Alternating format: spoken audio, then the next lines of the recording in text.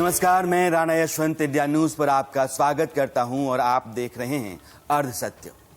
आज यह जानने का दिन है कि दुनिया में कितने लोग हैं, अलग अलग देशों की आबादी कितनी है, कहां लोगों की तादाद बेतहाशा बढ़ रही है और किस जगह बच्चे पैदा करने के लिए सरकार प्रोत्साहन दे रही है। कहने का मतलब यह है कि आज जनसंख्या दिवस है और आज का दिन हिंदुस्तान के लिए सबसे बड़ा सवाल है, सबसे बड़ी समस्या है, सबसे बड़ी चुनौती है और खुद के भीतर झांकने के लिए सबसे अहम दिन है। टीवी स्क्रीन पर आपके सामने एक पट्टी चल रही है, इस पर आंकड़ा आ रहा है और ये आंकड़ा हर 2 सेकंड पर बढ़ रहा है। ये हमारे देश हिंदुस्तान की बढ़ती हुई आबादी है। नजर रखिएगा कैसे बढ़ रहे हैं हम। आज 1 अरब 40 करोड़ की जनसंख्या वाला देश हो चुका है हिंदुस्तान और हमारी बढ़ने की रफ्तार है 1%। वैसे तो ये रेट ठीक है, लेकिन हिंदुस्तान के लिए तबाही है। 140 करोड़ का हिंदुस्तान 1% की रफ्तार से बढ़ रहा है। इसका मतलब यह है कि हर साल 1 करोड़ 40 लाख लोग पैदा हो जाते हैं, यानी आधे से ज्यादा ऑस्ट्रेलिया साल भर में हिंदुस्तान पैदा कर देता है। और 10 साल में हमारी आबादी 14 करोड़ बढ़ जाती है, जो जापान की 13 करोड़ की आबादी से ज्यादा है। मौजूदा रफ्तार कहती है कि 2027 में भारत चीन को जनसंख्या में पीछे छोड़ देगा और आबादी के लिहाज से दुनिया का सबसे बड़ा देश हो जाएगा। तब हमारी आबादी होगी करीब 149 करोड़। आज चीन 144 करोड़ की जनसंख्या वाला देश है और हम 140 करोड़, लेकिन हमारी रफ्तार 1% की है और चीन की 0.5% यानी आधा फीसदी की। चीन जब तक 4 करोड़ की जनसंख्या जोड़ेगा तब तक हिंदुस्तान की आबादी 8 करोड़ बढ़ जाएगी। यही वजह है कि 2 साल पहले लाल किले के प्राचीर से पीएम मोदी कह रहे थे कि देश में बढ़ती जनसंख्या चिंता का विषय है और इसे नियंत्रित करने के लिए लोगों को जागरूक करना जरूरी है। हमारे घर में किसी भी शिशु को आने से पहले हम सोचें कि जो शिशु मेरे घर में आएगा, क्या उसकी आवश्यकताओं की पूर्ति के लिए मैंने अपने आप को तैयार कर लिया है? क्या मैं उसको समाज के भरोसे ही छोड़ दूंगा? मैं उसको उसके नसीब पे छोड़ दूंगा?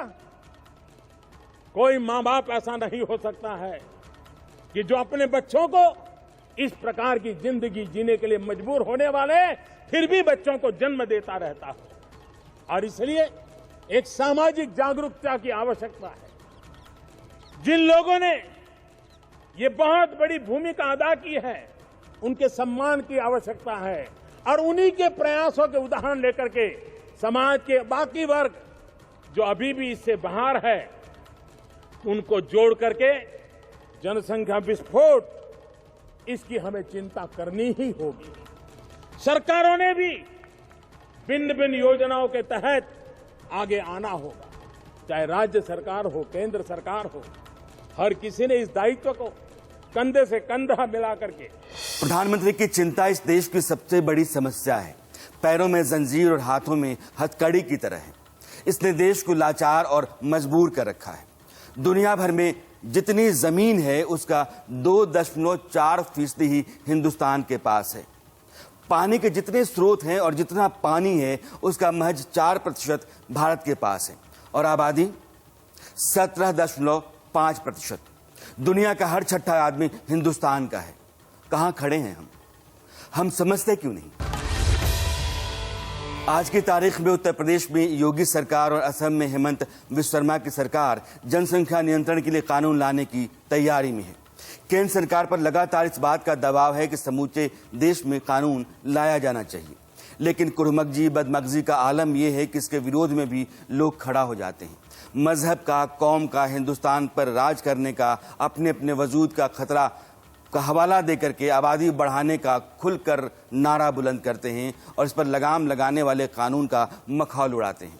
अपने ही भविष्य को चौपट करने और आने वाली पीढ़ियों के लिए जिंदगी से पहले मौत लिखने वाले लोग हैं ये जो इस तरह की बातें करते हैं। ये लोग दरअसल इस देश की तरक्की, उसके वजूद और उसके भविष्य तीनों के लिए खतरा है। आप बैठे रहिए, कुछ और आंकड़े देता हूं। देश का सबसे बड़ा राज्य है उत्तर प्रदेश, जिसकी आबादी आज की तारीख में 23 करोड़ से ज्यादा मानी जाती है और यह ब्राजील जैसे दुनिया के 5वें सबसे बड़े देश की आबादी के बराबर की आबादी रखता है। जो दूसरा सबसे बड़ा राज्य महाराष्ट्र है, वो दक्षिण अमेरिका के सबसे बड़े देश मैक्सिको को टक्कर दे रहा है। क्षेत्रफल के लिहाज से मैक्सिको महाराष्ट्र से 6 गुना भले बड़ा हो, लेकिन आबादी के मामले में महाराष्ट्र उसके बराबर है। तमिलनाडु की जनसंख्या फ्रांस की आबादी से ज्यादा है। पश्चिम बंगाल दक्षिण पूर्व एशिया के देश वियतनाम से आबादी के मामले में आगे निकल चुका है। मध्य प्रदेश की आबादी थाईलैंड जैसे देश से ज्यादा है। आंकड़े बगल में चल रहे हैं, देखते रहिएगा, गौर करते रहिए। और गुजरात जनसंख्या के लिहाज से दक्षिण अफ्रीका को मात दे चुका है। भारत के छोटे छोटे राज्य झारखंड, उत्तराखंड, केरल जैसे कनाडा, ऑस्ट्रिया और उज्बेकिस्तान जैसे देशों को पीछे छोड़ रहे हैं। अगर आप देखें तो हिंदुस्तान के भीतर कई बड़े देश रहते हैं। उनके इलाके भले बड़े हों, प्राकृतिक संसाधन उनके पास बहुत ज्यादा हो, समृद्धि हो, साक्षरता हो, लेकिन आबादी में हमसे वो छोटे हो गए। ये महज चिंता या सवाल नहीं है, ये एक देश की तबाही होने के दबे पांव लगातार नजदीक आते जाने के संकेत हैं। तबाही किस तरह से आएगी, अब मैं आपको उसके विस्तार में लेकर चल रहा हूं। सबसे बड़ा सवाल होता है भूख का। जिस देश में इंसान के लिए भूख ही सबसे बड़ा भय हो और वह आबादी इस तरह से बढ़ रही हो, तो आने वाले वक्त में हालात कैसे होंगे ये आप सोच सकते हैं। पिछले अक्टूबर की ग्लोबल हंगर इंडेक्स में भारत का स्कोर 27.2 है और यह स्थिति गंभीर मानी जाती है। दुनिया के 107 देशों में वह सर्वे जो किया गया, उसमें भारत 94वें स्थान पर बना हुआ है। और इसी पायदान पर अफ्रीका का एक देश है जिसको दुनिया भूखे लोगों और बदहाल लोगों का देश कहती है, और वह है सूडान। यानी कि सूडान और हिंदुस्तान हंगर इंडेक्स पर बराबर हैं। उसी हंगर इंडेक्स में चीन दुनिया के सबसे संपन्न 17 देशों की जमात में खड़ा है, क्योंकि भारत से क्षेत्रफल में 3 गुना बड़ा होने के बावजूद उसने सख्ती से जनसंख्या पर नियंत्रण किया। जब हम आजाद हुए तब खाद्यान्न का उत्पादन 5 करोड़ टन था। 2020-21 का आंकड़ा कहता है कि देश ने 30 करोड़ टन अनाज पैदा किया, यानी कि 6 गुना ज्यादा। खेती का उत्पादन बढ़ा, लेकिन आबादी भी 4 गुना से ज्यादा बढ़ी और बढ़ती जा रही है। आपको लगातार अनाज की पैदावार बढ़ानी होगी, जबकि जोत छोटी होती जा रही है। उस देश के बारे में आपकी राय क्या होगी जहां 5 साल से कम उम्र के 35% बच्चे कुपोषित हैं और 15 से 49 साल के बीच की आधी महिलाएं खून की कमी का शिकार हैं, यानी कि एनीमिक हैं। हर तीसरा बच्चा कुपोषित है हमारे देश में। अगर समूची दुनिया के कुपोषित बच्चों के लिहाज से आप देखें तो हर 5वां बच्चा दुनिया का जो कुपोषित है वो भारत का है।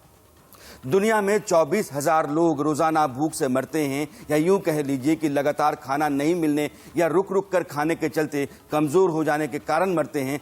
ऐसे रोजाना मरने वाले लोगों में 1/3 यानी कि 8,000 लोग भारत के होते हैं। क्या आप ये नहीं मानते हैं कि मौतों के कारण सिर्फ और सिर्फ भयावह आबादी है? अनाज के बाद अब पानी की बात करते हैं। हमने पहले कहा कि जिस देश की दुनिया की आबादी में हिस्सेदारी 17.5% है, उसके पास पानी 4% ही है। 2018 में नीति आयोग ने एक स्टडी की जिसमें 122 देशों की जल संकट की सूची में भारत 120वें पायदान पर खड़ा था। 122 देशों की लिस्ट में 120वें पायदान पर भारत है जल संकट के लिहाज से, और पिछले 3 साल में स्थिति और विकट होती चली गई। आज शहरों में के गरीब इलाकों में रहने वाली 10 करोड़ की आबादी को पीने का साफ पानी मैसर नहीं है, और गांव में 70% लोग गंदा पानी पीने को मजबूर हैं। यानी कि 60 करोड़ से ज्यादा लोग गंदा पानी पी रहे हैं। 33 करोड़ लोग तो ऐसे इलाकों में रहते हैं जो सूखाग्रस्त है। जमीन के नीचे का पानी खत्म होता जा रहा है, जिसको आप भूजल कहते हैं, वो लगातार नीचे जा रहा है।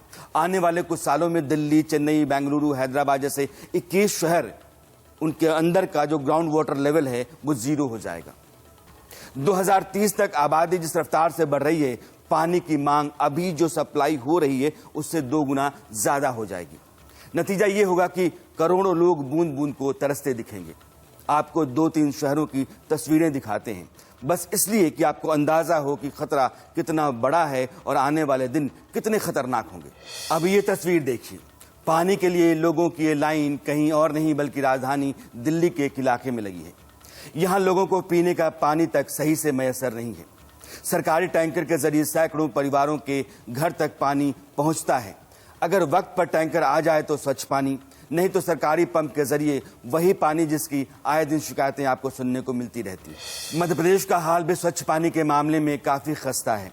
ये तस्वीर पन्ना जिले की है, जहां पानी नहीं होने की चिंता किसानों के चेहरे पर आप साफ देख सकते हैं। पन्ना में बारिश नहीं हुई, नदी, तालाब, बांध, नाले सब सूखे पड़े हैं। गांव के इलाके में पीने के पानी की दिक्कत है, व्यवस्था लगातार खराब होती जा रही है और सरकार की ओर से लागू नल जल योजना केवल कागजों पर ही दिख रही है।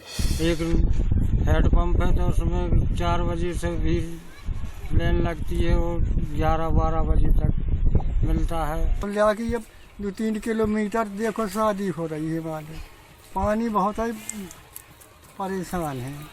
पानी की बहुत समस्या है इस समय, हैंडपंप वगैरह सूखा पड़ा हुआ है और पानी की बहुत दिक्कत हो रही है, बारिश नहीं हो रही। तालाब में भी पानी नहीं है अपने यहाँ। राजस्थान के हालात से तो हर कोई वाकिफ है। ये जो तस्वीर आप देख रहे हैं, ये भीलवाड़ा जिले के बदनौर की है। गांव में पानी नाम मात्र का है और जो बचा खुचा है तो उसमें फ्लोराइड की मात्रा ज्यादा है। गांव की महिलाएं 3 किलोमीटर दूर खेतों में बिना मुंडेर 70 फीट गहरे कुएं में पानी भरकर लाती हैं। खतरा जान का भी है कि ऐसे कुएं में पानी निकालते वक्त जरा सी लापरवाही हो जाए तो जान जा सकती है। यहाँ हमारे पानी की पीने की बहुत समस्या है। 1.5-3 किलोमीटर तक पानी पीने का लिए नहीं है, खारा पानी है। इन तस्वीरों को देखना भी बेहद जरूरी है क्योंकि तस्वीर गुजरात की है, वही गुजरात जिसके विकास मॉडल को बीजेपी दुनिया के सामने पेश करती है। आलम यह है कि लोग दूर दराज के इलाकों से पानी लेकर बैलगाड़ी के जरिए अपने घरों को जाते हैं। बच्चे जान का जोखिम उठाकर बिना मुंडेर वाले कुएं से पानी निकालते हैं और वो भी पानी जो बेहद गंदा है। तस्वीरें आप देख रहे हैं, फ्लोराइड से भरा हुआ पानी है। इसके पीने से हजारों तरह की बीमारियां पैदा होती हैं, लेकिन क्या करें, यही मजबूरी है, यही पानी पीना है, यही लाचारी है। ये सब देखने के बाद भी अगर कोई बेहिसाब बच्चा पैदा करने की बात करता है तो आपको ये सोचना चाहिए कि वो कह क्या रहा है। अभी असम और उत्तर प्रदेश की सरकारें जनसंख्या नियंत्रण की नीति पर काम कर रही हैं। आप ये बताइए कि अगर इस जनसंख्या नियंत्रण की नीति का फायदा हर आदमी को होता है तो फिर यहाँ कहाँ से जाति आती है, कहाँ से मजहब आता है, कहाँ से पंथ आता है, कहाँ से संप्रदाय आता है।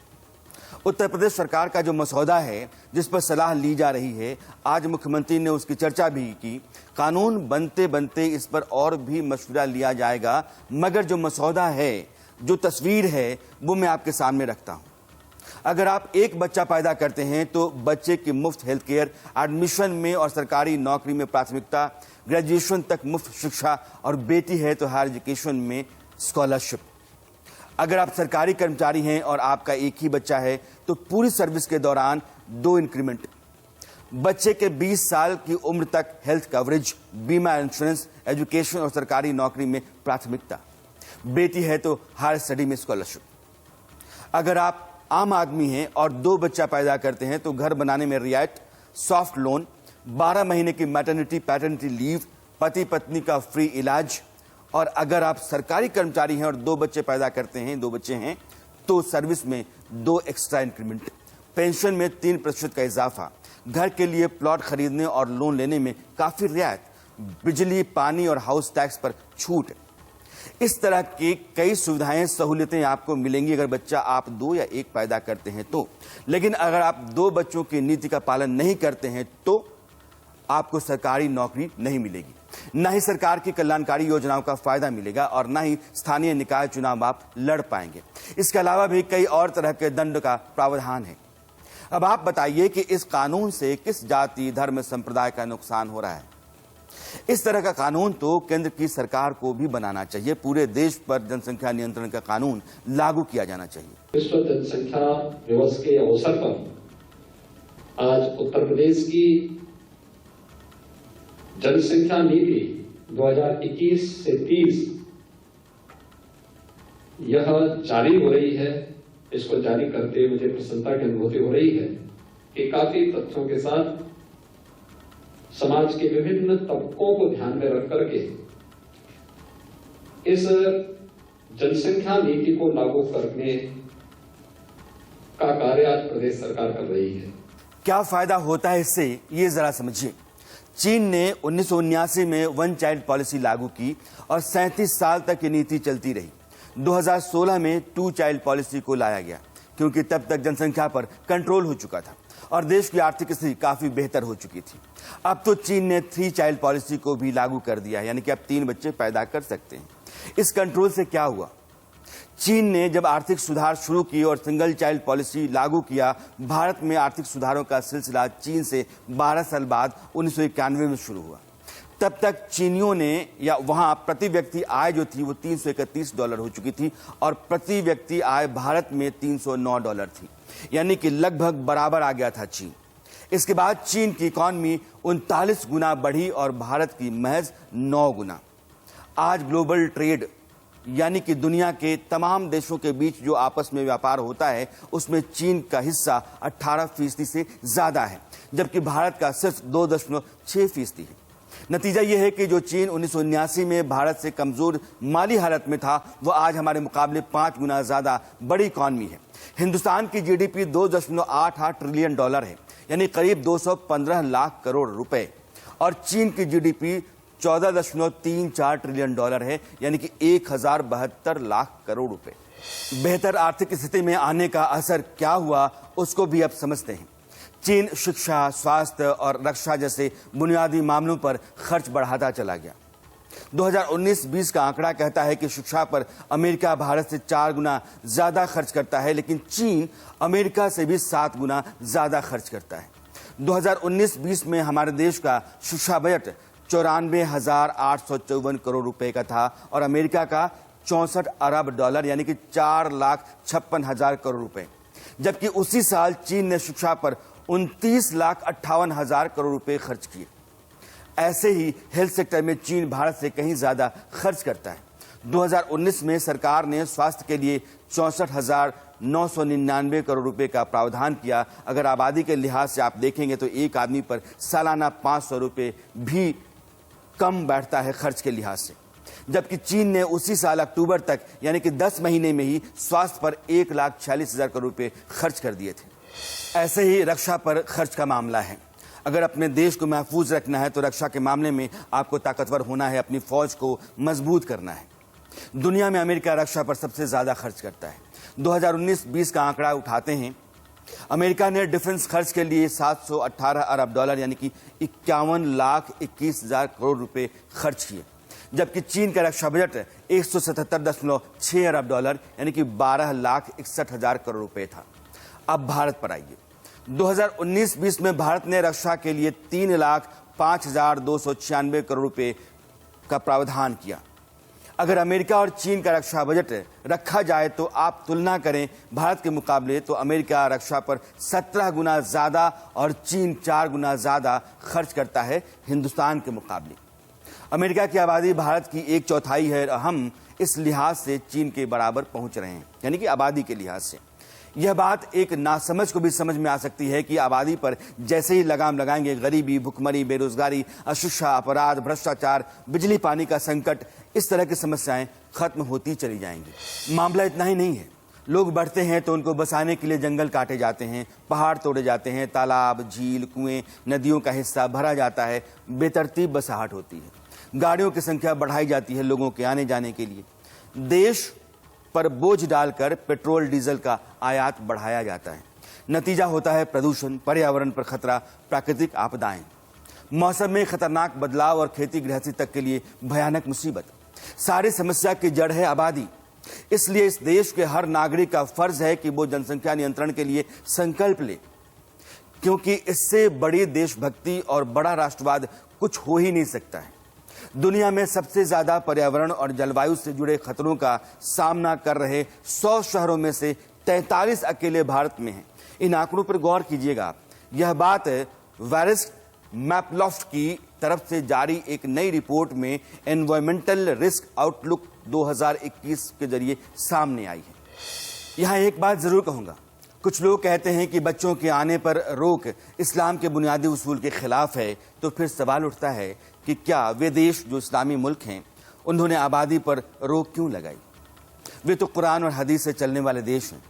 आपको बता दें कि टर्की, अल्जीरिया, मिस्र, बांग्लादेश, ईरान और सऊदी अरब जैसे देशों ने अपने यहाँ जनसंख्या नियंत्रण कानून लागू कर आबादी को काबू में करने में कामयाबी हासिल की है। बढ़ती हुई आबादी जिंदगी का गला घोंटती है, यह बात भी समझिए। जो लोग जिंदा हैं और उनको जितना जीना चाहिए जी नहीं पाते, क्योंकि बढ़ती जनसंख्या के कारण बढ़ता प्रदूषण मौत को और पहले ला देता है। शिकागो विश्वविद्यालय ने साल भर पहले air quality life index report जारी की। इसमें कहा गया कि WHO के वायु गुणवत्ता मानकों पर भारत में एक आदमी की औसत उम्र 5.2 वर्ष और भारतीय मानकों के आधार पर 2.3 साल घट रही है। यही रिपोर्ट दिल्ली के लिए बड़े खतरे का ऐलान करती है। उसके मुताबिक भारत की 1/4 आबादी ऐसे प्रदूषण में जी रही है जैसा दुनिया में और कहीं नहीं पाया जाता। इसमें ज्यादातर उत्तर भारतीय आबादी है। WHO के मानकों पर खरा नहीं उतरने के कारण दिल्ली वालों की जीवन प्रत्याशा, जिसको लाइफ एक्सपेक्टेंसी कहते हैं, 9.4 वर्ष और भारतीय मानकों के अनुसार 6.5 वर्ष कम हो रही है। रिपोर्ट में कहा गया है कि उत्तर प्रदेश में जहां लोगों की आयु 8 साल घटने की आशंका है, वहीं राजधानी लखनऊ में यह 10.3 साल आंकी गई है। यानी कि अगर आपकी जिंदगी 70 साल की है तो लखनऊ में रह रहे हैं तो आप 60 साल ही जी पाएंगे। यह सब क्यों हो रहा है? बेलगाम आबादी के कारण। रोकना जरूरी है। ऐसा नहीं है कि देश ने तरक्की नहीं की। जब हम आजाद हुए तो कुल GDP 2.7 लाख करोड़ थी। कितना? 2.7 लाख करोड़। और आज वो बढ़कर कितनी हो गई है? 215 लाख करोड़। आजादी से पहले, आजादी के समय प्रति व्यक्ति आमदनी सालाना 274 रुपये हुआ करती थी। आज की तारीख में कितनी है? 1,35,000 रुपये प्रति व्यक्ति। खाद्यान्न उत्पादन जो आजादी के समय 5 करोड़ टन था, आज की तारीख में 30 करोड़ टन है, 6 गुना ज्यादा। प्रति व्यक्ति औसत उम्र 37 साल तब थी और आज 69 साल। हालात बदले हैं, बने हैं, बेहतर हुए हैं।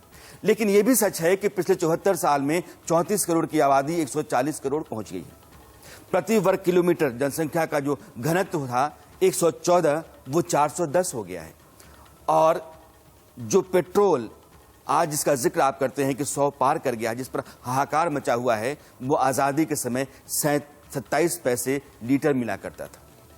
सवाल वही है, जो इतना कुछ होने के बाद भी कुछ होता हुआ ऐसा नहीं दिख रहा है। हालात लगातार बिगड़ते जा रहे हैं, काबू से बाहर होते जा रहे हैं, समस्याएं लगातार आपके ऊपर आती जा रही हैं, संकट सामने दिख रहा है।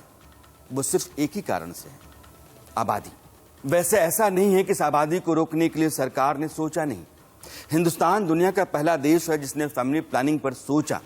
1952 में परिवार नियोजन अभियान अपनाने का, चलाने का फैसला किया गया। 1960 में जनसंख्या नीति बनाने का सुझाव आया और 1976 में देश की पहली जनसंख्या नीति का ऐलान हुआ। 1978 में जब जनता पार्टी की सरकार आई तो संशोधित जनसंख्या नीति का भी ऐलान किया गया। उसके सालों बाद साल 2000 में प्रधानमंत्री की अध्यक्षता में राष्ट्रीय जनसंख्या आयोग का गठन किया गया। तभी राष्ट्रीय जनसंख्या नीति की घोषणा हुई और जनसंख्या पर थोड़ा बहुत कंट्रोल होना शुरू हुआ। यानी कि 50 के दशक में सरकार ने जो सोचा, फैमिली प्लानिंग को लेकर के आगे बढ़ी, वो 2000 तक जाकर के लागू हुई, एक नीति के तहत आई। लेकिन नियंत्रण के लिए कोई कानून नहीं बना। इसमें हमारे यहाँ की जो सियासत है उसकी बड़ी भूमिका है कि अगर हम जनसंख्या नियंत्रण का कानून लेकर के आते हैं तो पता नहीं कौन सी कौम, कौन सी जाति, कौन सा मजहब या कौन सा धड़ा नाराज हो जाएगा। इस नाराजगी और वोट ना पाने के डर के चलते आप देश के हक में, उसके हित में फैसला नहीं कर पाते हैं। और अगर आप ऐसा नहीं कर पाते हैं तो आप देश के बारे में अच्छा सोचने, अच्छा करने का दावा कैसे करते हैं? इसलिए बहुत जरूरी है कि हिंदुस्तान में आज की तारीख में एक ऐसी नीति लाई जाए जो जनसंख्या को, आबादी को नियंत्रित करे। इस साल कोरोना के चलते जो कोहराम मचा, ऑक्सीजन के लिए, बेड के लिए, इलाज के लिए, ICU के लिए बड़े बड़े रसूख वाले लोग जिस तरह से रिरियाते छटपटाते रहे, उसका एक बड़ा कारण यही आबादी है। लाचार स्वास्थ्य व्यवस्था, बदइंतजामी और भ्रष्टाचार ने तो इलाज उपचार के तंत्र को खोखला किया ही है, मगर एक चीज की 4 लोगों को जरूरत वाली स्थिति जो है उसने इस माहौल को खराब किया है, क्योंकि लोग ज्यादा हैं, चीजें कम हैं। दुनिया में कोरोना से 40 लाख से ज्यादा लोगों की मौत हुई और 195 देशों को संयुक्त राष्ट्र मान्यता देता है। लेकिन जो 40 लाख लोग कोरोना से मरे, उनमें से 4 लाख लोग हिंदुस्तान के थे।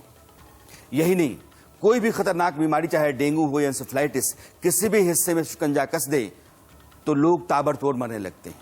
वहां की स्वास्थ्य व्यवस्था पस्त पड़ जाती है। लोग ज्यादा हैं और संसाधन कम।